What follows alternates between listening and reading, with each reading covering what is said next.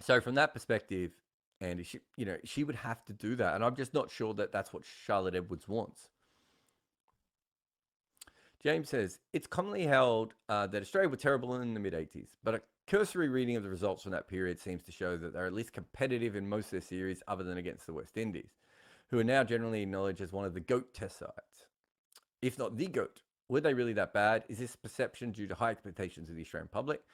The contrast with the success of the Chappell era and the Border era afterwards. And yeah, destabilizing effect of Rebel Tours. Don't forget, Kerry Packer was in all that. So there's a lot to unpack here, James.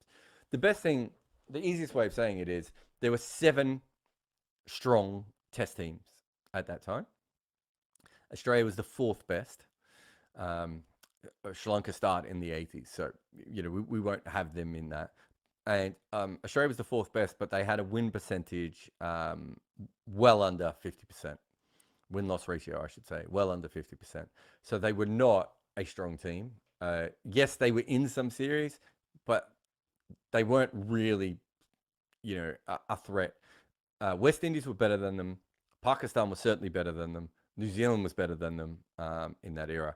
But also, some of this gets conflated because essentially it's from the start of the Kerry Packer series until about the end of, until really Border takes over and they win the World Cup in '87. Say, up until that period, they probably were very poor at times. But that's also because the Rebel Tours happened. There were injuries, the retirements, the Kerry Packer thing. All these different things destabilized that team at that time. So all those things have to be factored in. But also, coming in, Australia were the best team in the world and had been in the best team or in the best 2 teams, or at worst in the best 3 teams from, 1878 until 1978. So what, 100 years of being automatically the best team, the second best team, or at worst the 3rd best team. And now they were the 4th best team. And they were no longer in conversation. New Zealand, who they refused to play New Zealand.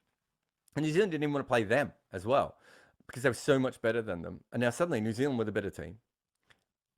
Pakistan were not really a force in cricket until the 80s. They were better than Australia. Like teams that shouldn't have been better than Australia were better. And even, it's funny you say they're in some of those. I mean, England was quite a poor team in the 80s. And England beat them consistently in the 80s. Yes, they were in those series, but they weren't particularly a good team. So I think it was all those things came together, but Australian fans weren't ready for the team to be that poor. And to be honest, that might have been the poorest era over a decade stretch that Australian cricket's ever had.